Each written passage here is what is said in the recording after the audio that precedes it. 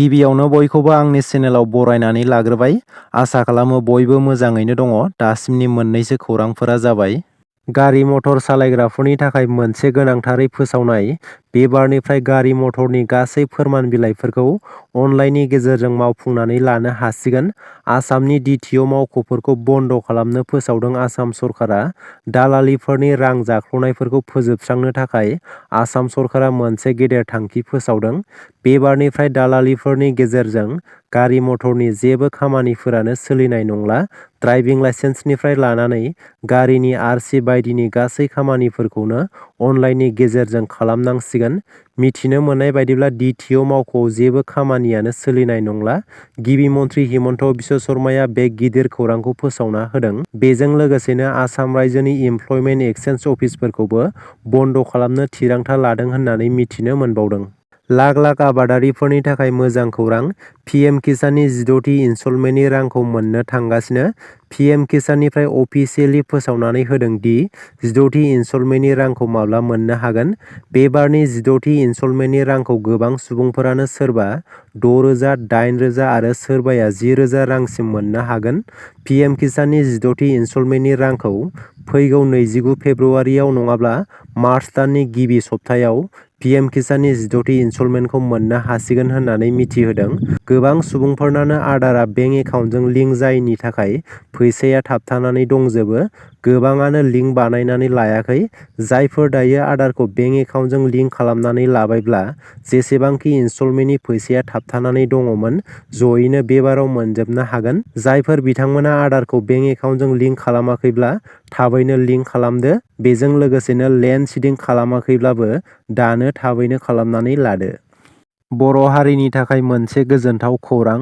रासियानिफ्राय 6 बोसोरनि उनाव MBBS degree लानानै फैफिनबाय जुथिका बर'आ। बर' हारिनि गेजेराव सासे MBBS डक्टर जानो हाबाय जुथिका बर'आ। उदालगुरि जिल्लानि सिङाव थानाय डिमाकुसि ओनसोलनि दिन्दांपारा गामिनि बिफा नबिन बर' आरो बिमा रुपेसि बर'नि फिसाजो जुथिका बर'आ रासियायाव 6 बोसोरनि थाखाय MBBS फरायनानै डक्टर जानो हाबाय। BPF दोलोनि मोनथाम फेसबुक पेजखौ सांग्रांथि होदों। बेनि गेजेराव दं भइस अफ BTC, बेरगाव मिड अफिसियेल आरो आमार दतमा फेसबुक पेजनि सायाव गोख्रों सांग्रांथि होदों। बै मोनथाम फेसबुक पेजआव थांनाय साननैसो सिगां बेरगाव बियाबनि सिङाव थानाय थथलापारा VCDCनि मासिगिरि बिमल दैमारिया सासे हिन्जावखौ देहायारि सोमोन्दो लाखिना लाना खारदों होननानै समाजारि बिजोङाव फोसावना होदोंमोन। मा जाहोनाव बेबादि सासे सुबुंखौ सोरबा सासे आइजोजों देहायारि सोमोन्दो दं होननानै बेफोरबादि नंखायै फोसावदों बेखौ लानानै बै मोनथाम फेसबुक पेजनि सायाव सांग्रांथि होदों बिमल दैमारिया आरो बेनि सायाव रोखा फोरमान होनो नांगौ होननानै बिमल दैमारिया बुंबावदों।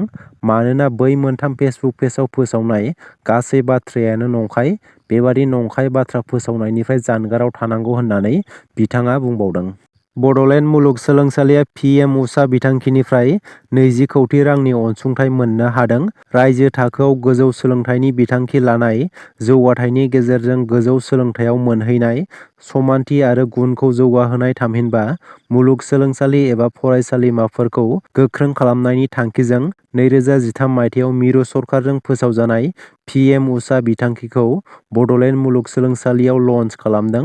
मैया फुंबिलिनि 11 रिंगायाव बड'लेण्ड मुलुगसोलोंसालिनि एडमिनिस्ट्रेटिभ बिल्डिंनि कनफारेन्स हलाव गाहाय मन्थ्रि नरेन्द्र मदिआ अनलाइन भिडिअ कनफारेन्सनि गेजेरजों PM-KISAन बिथांखिखौ बेखेवनानै होयो। बे हाबाफारियाव बड'लेण्ड मुलुगसोलोंसालिनि भाइस चेन्सेलर प्रदीप कुमार पात्राजों लोगोसे रेजिस्ट्रार डक्टर सुबुं बसुमतारी, BTC सोलोंथाइ बिफाननि बिथोनगिरि जगदीश प्रसाद ब्रह्म, बर' थुनलाइ आफादनि आफादगिरि डक्टर सुरत नार्जारि बिथांमोनजों लोगोसे मुलुगसोलोंसालिनि बिबुंगोराफोर, गासै स्टाफ आरो बड'लेण्ड मुलुगसोलोंसालिनि एफिलियेटेड फरायसालिमाफोरनि गोरायुंफोरा बाहागो लायो।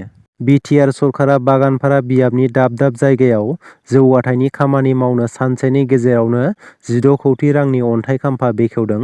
बिटिआरनि गाहाय खुंगिरि प्रमद बर' बिथांजों लोगोसे बिटिआर आयेन आफादनि बुंथिगिरि खाथिराम बर' बिथांनि नुजाथिनायाव जौगाथायनि खामानि मावफुंनो अनथाइ खाम्फाखौ बेखेवनानै होयो। पुब बनगावनिफ्राय आंगारद'आ थांनाय लामाखौ पाक्का खालामनाय, सुबनखाता इन्ड'-भुटान मागो मेला जाग्रा थावनियाव कमिउनिटि हल लुनाय, बाथौ मन्दिर, ब्रह्म सिबिसालि बेजों लोगोसे बड'लेण्ड नलेज सेन्टार बायदि बायदि लुफुंनो थाखाय बागानपारा बियाबनि बेन्दोङाव जौगाथायनि खामानि मावनो अन्थाइ खाम्फा गायसननाय जायो। चिरां जिल्लानि खाग्राबारि गामियाव एचपिसिएल रिफाइनारिनि थाव दोनथुमसालि खालामनो थांगासिनो आरो बेनि थाखाय अन्थाइ खाम्फा बेखेवनो लाहार फाहार खालामगासिनो। बे अन्थाइ खाम्फाखौ फैगौ 24 फेब्रुवारि खालि आसामनि गिबि मन्थ्रि हिमन्त बिश्व शर्मा बिथाङा बेखेवना होगोन। गोबां साननिफ्रायनो अंगनबादि मावफारियाफोरा दान बान्था बारायनांगौनि थाखाय गोख्रों धरना होबोगासिनो।